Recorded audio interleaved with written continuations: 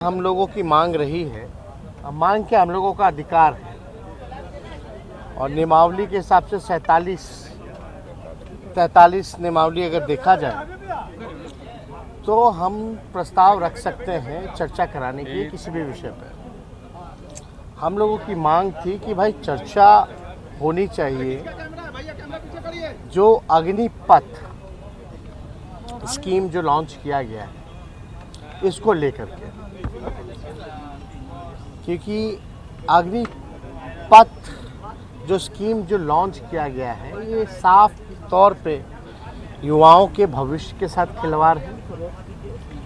एक national security का भी सवाल है और कई ऐसे नौजवान जिन्होंने रिटन परीक्षा बाकी रह गया है और फिजिकल और मेडिकल पास कर लिया, जो ऑलरेडी क्लियर कर चुके हैं, उनको फिर से जो है शुरुआत करनी पड़ी।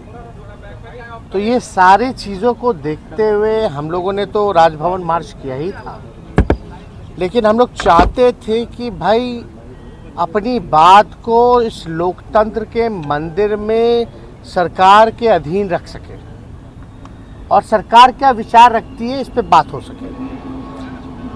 कार्य मंत्रणा की भी बैठक हुई है आज और कल, लेकिन बार बार हम लोगों के प्रस्ताव को जो है नामंजूर कर दिया गया। अब बोला जाता है कि भाई ये केंद्र का मामला है। जब स्टेट होगा ही नहीं तो केंद्र कैसा? जब स्टेट है तब ना केंद्र है। और बोला जाता है कि ये बिहार का मामला नहीं है। आप लोग सब लोग जानते हैं ये तो पूरा देश का मामला है, सही बात है।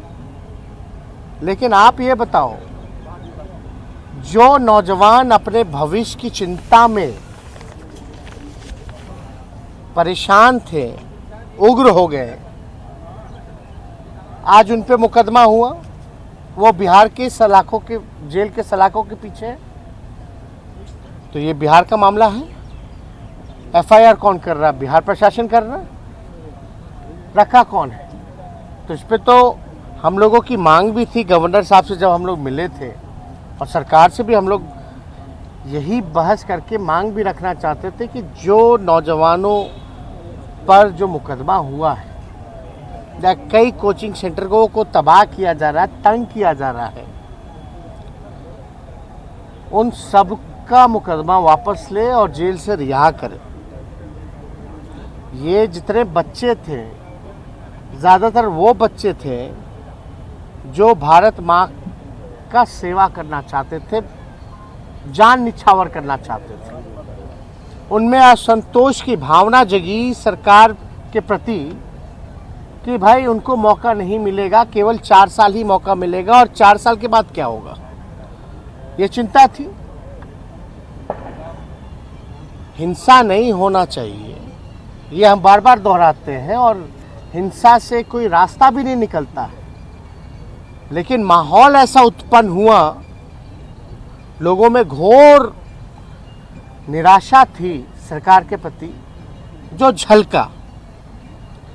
वो कोई क्रिमिनल तो थे नहीं, कोई हैबिचुअल क्रिमिनल तो नहीं थे जो हो इतनी कड़ा सजा दी जाए जिसमें बेल भी ना हो पाए। तो वो आखिर उस नौजवानों का भविष्य क्या होगा? वो किनके बच्चे हैं?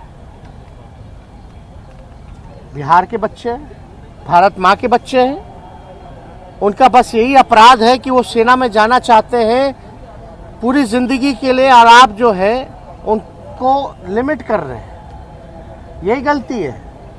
मतलब आज भाजपा की सरकार में, एनडीए की सरकार में, जो भारत माँ का सेवा करना चाहता है, जो भारत माँ का सुरक्षा करना चाहता है, आप उसको जेल में बंद कर रहे हो।